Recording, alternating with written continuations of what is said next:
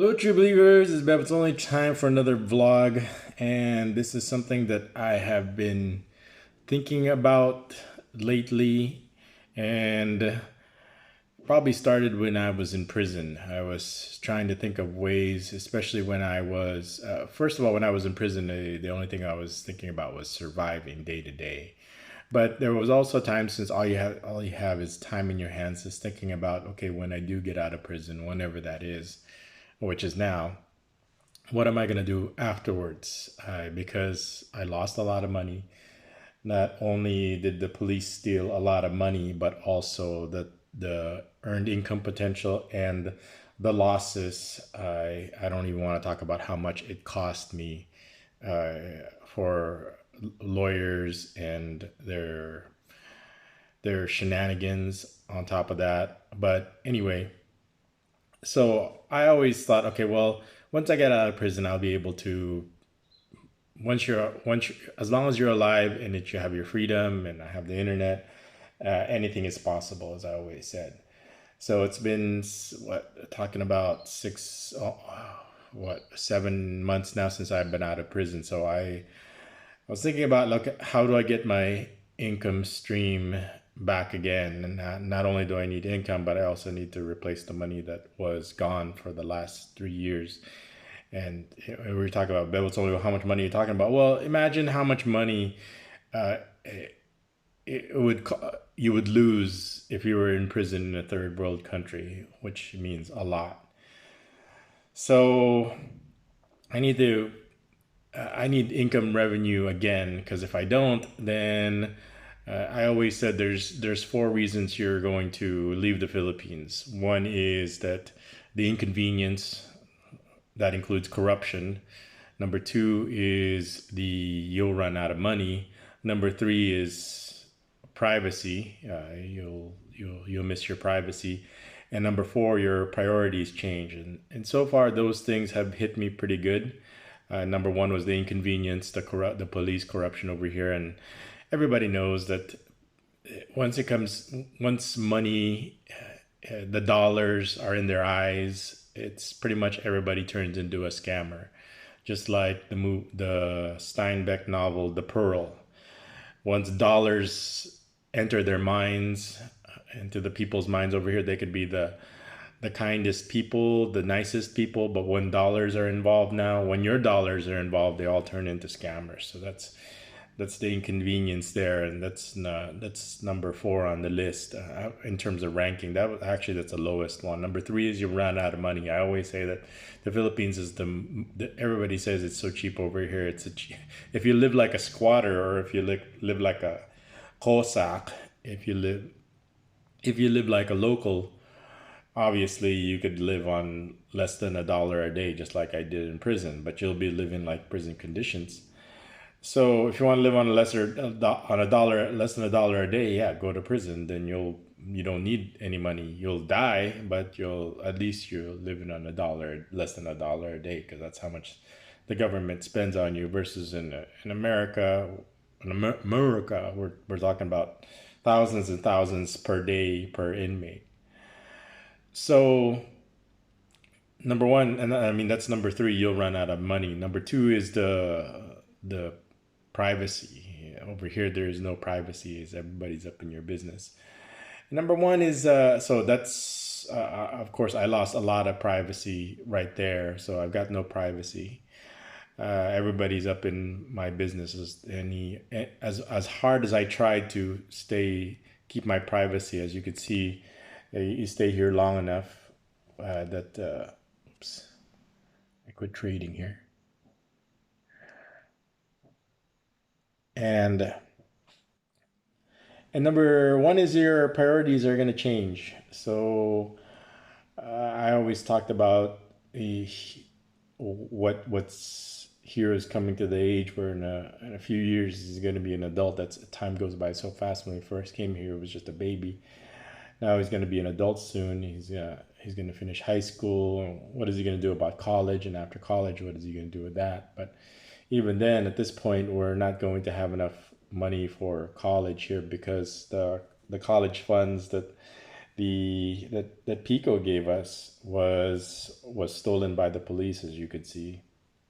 So I the only option then, if he wants to continue college, is probably to go back to America. And so but I always said, okay, well, as long as the number one problem, I mean the number four problem, the inconvenience, I could solve. As you could see, I survived the prison and the police, and it's still ongoing. Number two, privacy. I guess they just have to live without privacy. But number three, the money I can't. I need to do something about. So that's why I thought about going back to trading again, and because there's no work here in the Philippines. I mean, what am I gonna do? What is a middle-aged ex-con like me going with arthritis in his hands, even though my hands are still steady, going to do here? And what business am I gonna start here? So that's why I said, there's a lot of you could do online work, but I have no experience with that. I mean, that's probably another topic in itself. There's a lot of online work going on right now, but if somebody has experience when it comes to online work, like what I've seen is like affiliate marketing, or what online transcribing, or being an assistant. So lots of jobs online, but if somebody has any experience with that, like online work, please let me know, because that's something I need to explore also in the near future. So online work. So I need money again, because over here in the Philippines, if you have no money, you could see what will happen to you if you don't. So then I started thinking about, okay, well, I have experience in trading, but that was back in 2006, 2005, 2006. You're talking about 13, 14 years ago, when I was trading. And was I day trading? And the definition of day trading is, did you buy a stock that same day, and did you ever sell it that same day? And I said, yeah, but there's stocks that I kept, and usually the stocks that I keep, because they're in the red, they're at a loss, and I didn't want to accept the loss. So what I'll do is just hold on to it until it goes green again. So that's usually for the people that are not familiar with day trading. I'm not an expert at it, but when people say red, that means their stock that they bought is underwater, and if it's green, it went up in price. So trading, day trading, swing trading, to sum it all up, what I learned from day trading, or any trading in general, is it's gambling. And the problem with gambling is the stress level. You can make arguments that, like, oh, I use charts, or I use trends, or I use programs, and it's gambling. And there's the stress that's related with gambling. And the biggest problem is, when you're gambling, the house always wins. The person with the bigger bank. I mean, if you're a retail investor and you've only got $1,000 in your account, or $10,000 in your account, there's nothing you can do if you're down on a trade, or you're in a red day. You kind of sit there, and how long can you just watch? And that's probably the biggest problem when it comes to day trading, and why I do agree that 90% of people quit, because they just lose all their money, is because of the psychology of gambling. And I went through that. So I told myself, I'm gonna try it, and after a year, I'm just going to stop. So it's not, when it comes to gambling, it's not about quitting. It's all about taking your winnings and just go home and just enjoy it, and never go back to the casino again, never go back to trading again. And the number one reason why is because it was so stressful. In those days where I was down, it takes an emotional toll on you. You're just triggered the whole day. You're just upset. You don't want to. The boss, after a while, she kind of knows not to talk to me when a day is bad. And there's no way. People say that you try to shield yourself from the emotional part of it. There's no way, because this is real money. This is money that you worked hard for. I know what it takes to earn a dollar there in America, and then here I am just gambling it away, trading it away. So there's no way I can, and that plays mind games with you. It's like, oh, think about it. You woke up early, you did all this work, you spent all the money, the gas, the resources, the education to earn this money, and then only to lose it on one stupid stock trade. So it gets very emotional. It plays mind games on you. And the side effects of it was I wasn't sleeping for a whole year when I was trading. It's like I'd wake up like in the middle of the night, and I gotta check the news, I gotta check the charts. I mean, I gotta check the volume. So on any trade before I go to work or during work, I'd be in between jobs. I'd be like looking at the stock, and so so losing sleep and stress. And I was becoming a person that I didn't like. I was only normal when the days are green, when I'm ahead or I'm good on a trade. But when it's red, I was just miserable. And I should sell it, but I don't want to take the loss, so I just hold on to it. And just those days where you're just looking at it and then seeing it go down even lower and then go down even lower until you and that's where you learn the word capitulate, where it's like, I can't take it anymore. I can't just sit here and just like this slow torturous turning of the screw as it goes lower and lower. But then you say, no, don't sell it, because once you sell it, it's going to go high. So it gets to a point where if you want to stock, I got to a point that if I want a stock to go down, I'll buy it and it'll crash 1 minute, 1 nanosecond right after I buy it. And then if I want a stock to go up, I just sell it. And then once I sell it, which is not true, but it's the psychology behind it. The psychology behind it is what makes it true.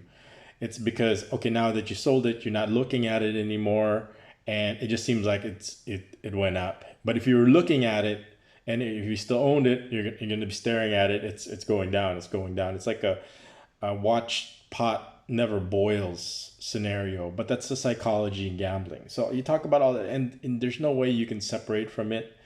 This is why the institutions are more successful at it. Number one, they're not playing with their own money. They're playing with monopoly money. So you're already at a disadvantage over there, because when it comes to gambling, the number one rule is check your emotions at the door.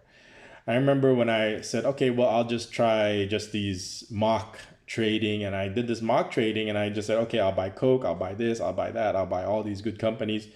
And I did it for like a month, and I said, oh, okay, I know what I'm doing. See, look, I made money after a month. So I'll try it with real money. Completely different. Same thing with gambling versus your psychology. You have no emotion when you're trading with money. So these institutions, they're playing with other people's money, so there's no emotion attached to it. And number two is the reason their biggest advantage is they can hold on to a loss forever and never have to realize it. So if they do a trade, they can wait not only weeks, days, months, they can wait years and years until the trade becomes good. So once they know that, okay, for example, Google or land, you know that it's always going to go up. So if they don't have to watch it. If they take a bad position where they're underwater, then or it's lower, it went lower from what they bought it. I mean, the trading is simple: buy low, sell high. It's just simplifying it, controlling your emotions, controlling your greed, controlling your fear, controlling your what's a famous saying now, FOMO, fear of missing out. So all those things is I wasn't happy. So that's what I turned into a gambler. And if you look at gamblers, they're not happy. They're not living a good life. They're not enjoying life. They're always on the hunt. They're always stressed out. So I wasn't happy trading. I wasn't happy gambling. I mean, people can make arguments that like, oh, you could do things that are not gambling or they're not trading. And then So I was talking to Hero about it. About I was thinking of, when we go back to America, at least we can work at Taco Bell and make 15, $16 an hour versus over here. That's how you would make a month or a week over here. But at least versus trading, it's always, some days it's going to be green, but most of the days it's going to be red. At least if you're talking, if you're working at Taco Bell, every day is green. So you're making incremental amounts, but at least you're in the positive. You do a lot of physical work, but there's no emotional stress in it. So it's a give and take. Trading is not. There's a high cost. There's a high opportunity cost. And then sometimes I think, back then I was younger. I was in my early 30s or late 20s when I was trading. I was different. Fast forward 15 years later, 14 years later, am I a better trader now? Am I better? I don't know. And what I learned from it, could I take what I learned from it? Because every trader goes through that. With the beginning trader, you learn a lot of lessons. But the most important lesson was for me to get out and be happy and never go back. And I never planned on going back to gambling. I never planned on going back to trading until now.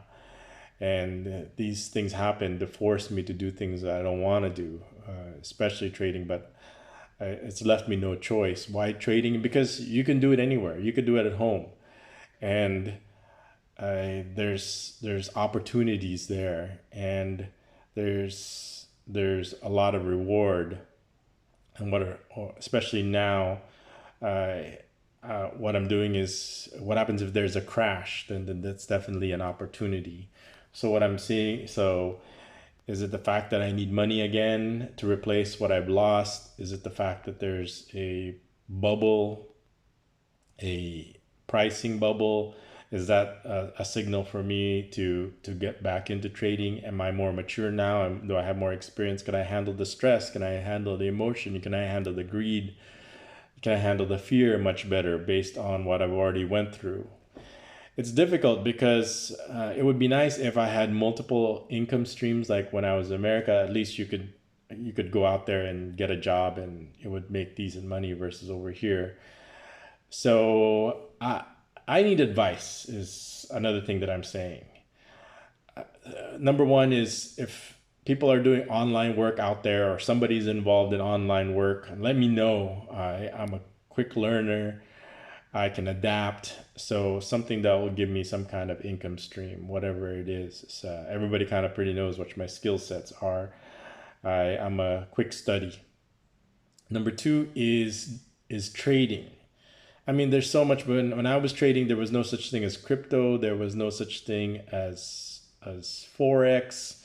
We hardly did that. We just did. Most of the companies that I was trading was, at first I was buying different companies. But what I've noticed when it comes to gambling, I got to a point where I started trading on margin, which is borrowed money, because it was instant and I get to double my money, which is, it's just the same thing as casinos giving you doubling the money, your amount of money, because they know that you're just going to lose it. So same thing with margins, same thing with these trading brokerages. You start a brokerage account, they'll see how much money you deposit in from your bank account, you transfer. Because mostly one of the banks that I had had a brokerage branch also, so it was easy for me to transfer from my checking account or savings account to my brokerage account. So it was just, I could do it online through the computer. And that's what I did. And then the brokerage, after a while, after they see that you're actively trading, they'll say, okay, if you put $1,000, they'll loan you $1,000, and which is fine as long as you're in the green. But if you're in the red and it's losing, then they'll say, okay, time for you to sell the stock or put more money in it, because your percentage of how much. So they call you. So that's why it's called a margin call. You get a phone call and say, hey, you're going down on this stock. So either you put more money in the account to cover those losses, or we're gonna have to force you to sell it, and you're gonna have to accept the losses. So I, I the lesson that I learned was quit while you're ahead, because you're gonna if I and the good news is if I didn't, I probably would have lost all that I've earned in back in the 2008 crash when Bear Stearns and Lehman Brothers and Washington Mutual all went bankrupt.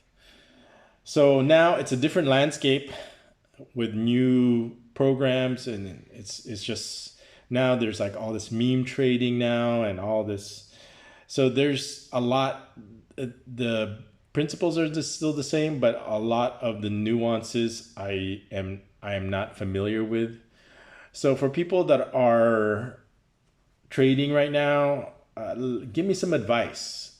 Give me so the how to the what the probably the best way to take the emotion out of it is just here. Let somebody else make the decisions. So that's probably what my plan was. Well, what's your strategy? Well, I was just going to create a brokerage account and then just follow somebody else's advice, because that way and get there, and somebody who's done it, who's not as stressed out about it, and can take the emotion out of it. So I'll just kind of use a mentor strategy, somebody who does it successfully, so that way I don't of course I'll make the final decision, but uh, but at least the emotion will be taken out when you're not using your when somebody else is making the decision versus so something like that. So let me know in the comments what I should do. Should I get back into trading? Am I ready to? Are you trading? Are you doing well? Are you doing successfully? So and why do I want to do this? Because here in the Philippines, if you want to enjoy the Philippines, you've got to have money. And right now, it's because of the pandemic and the things that I want to do, I can't do because I don't have the money to do it. And I would like to think that we could do what it is that we want to again, but so I'm not. So I'm just looking. So people out there. I mean, if trading was easy, everybody would do it. So I understand that, and that's the reason why I quit trading. But now I don't have a choice. I need some kind of income revenue again, because if I don't, then I'll probably be vlogging somewhere in El Paso somewhere, working at Taco Bell or being a Walmart greeter or driving for Amazon, if that's the case, which is what I don't want to do. I'd like to stay. And if there's people out there that want me to stay, want to continue vlogging because I'm the only person that you could trust here in the Philippines that will give you the truth, then let me know if you have success with any kind of online income revenue, is if it's something that I can do. Let me know in the comments, because I even after all that I've been through here, all the bad experiences you're talking about, we've been living here since 2008, 13 years. The previous 10 years before that have been great. I have loved it. And do I want to, and I just focus on that. Do I just want to leave the Philippines because of the last bad 3 years? I'd like to erase those bad 3 years and look forward to the next 3 years. So the good news is, number one, I have my health. Number two, I have my family. Number three, I have my freedom. And number four, I still have my wits about me. So I have good internet connection here. So anything is possible, and I would like to think that I can be successful again and regain what was lost, what was stolen, what was taken away. So let me know what you think about the comments. What do you recommend? What are you successful at? And what do you think I should do? And there's nothing wrong with working at Taco Bell. I've worked at fast food before. I think about that movie American Beauty, where the guy quit his job because it was so stressful and he hated so much, and he started just working at fast food and he loved it. he was overqualified, and that would be me. But at least it's not stressful. At least it puts food on the table, or I can go to work and buy food and bring that home. At least that's probably why. And just smoke weed all day, just like the guy in American Beauty. At least it's stress free. And I don't mind doing the stress and managing the stress, just as long as I am getting the benefits from it. Versus most people, they go through the stress and they just end up losing all their money in their accounts, which is not what I want to do, because I'm too old for that. And if I there's a lot at stake over here. It's not like if I lose money in the stock market, I'll just go out there and get a job, which is not what I can do here. If I lose money in the trading, I would have to go back to America, which is, or somewhere where I can work, because there's no work over here. And the last thing I want to do is start a business, that's why I am going back. Oh, I'm considering go back into trading, but I need a lot of advice. And the biggest problem is everybody's got a video about trading, and most successful people don't talk about their trades, don't talk about how much money they made. So which is everybody talks about just how much money they made. And this is this is how the stock market works. This is how gambling works. They need other people to come in and feed the gambling, which is, in gambling, I think it was called the small fish. So they always talk about how much money you can make in trading. Well, what they're really saying is how much money they can make from trading from you. So the gambling machine or the gambling system always needs new, fresh blood coming in. They try it for a month or for a week, and then they quit. And that money that you put in is what actually is where they're making their money from. Is they always need somebody who has weaker hands, or who's more emotional, which is you, which is why they're always recruiting people to, like, don't give up, which means give me more money, is how I realistically see it. That's the realist. I mean, like, of course there's going to be 10% that's going to make money, but most of the people, they need that 90% to make money from. So it's like poker. It's like online poker. If there's a lot of people playing, then you're going to make a lot of money. That's why they need more people trading. And eventually, that's why I think it's a bubble, because all these people are putting in their money, and then eventually it's going to crash. So you can't, another problem is you can't time the market. You don't know what the future is. Yeah, there's a bubble, but nobody knows. It might be a year, it might be 2 years. I don't know can you wait that long? What happens if it crashes? So there's a lot going on, and the emotional roller coaster sometimes, I don't know if I will be able to handle it.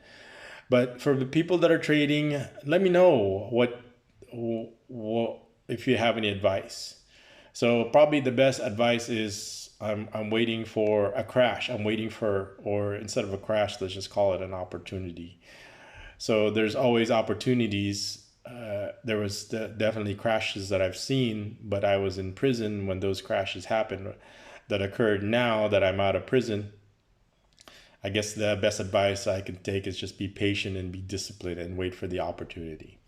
So let me know what you think. That's where I am in my financial situation, and everybody knows why. I'm in not dire or desperate, but I need to plan and prepare and make sure that my family is secure now that I'm out of prison. Anyway, let me know what your thoughts or comments are. What do you do? What is your strategy for trading? Should I go back in? Should I stay out? So it's not, like I said, it's not about quitting. It's quitting gambling is not it doesn't mean you're a quitter. It's always it's like robbing banks. It's like robbing banks is a high risk, high reward also.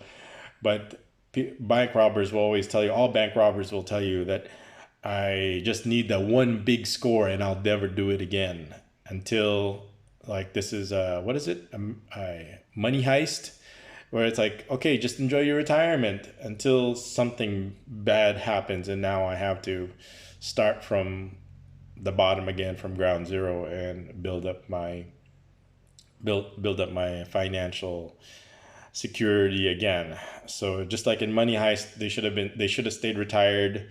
But now I didn't see the other seasons, but I saw season one where in Money Heist where they hit the big score, so they never have to go back to robbing banks, and then something tragic happens. So same thing with me. Something tragic happens. Now I have to. I won't be robbing banks, but I will have to go back into trading, and I don't want to end up be the one being robbed like the 90%. How do I get the 90% that failed? How do I get myself to that 10% so we can be back to where we were before I went to prison? So that's my thoughts for today. Let me know what you think. That's the reasons why I quit trading, was that I never wanted to do it. I never want to go gambling again. I wanted to be happy again, and as it's a new world out there now. So let me know what you think. This is Bev. It's only. Thanks for watching.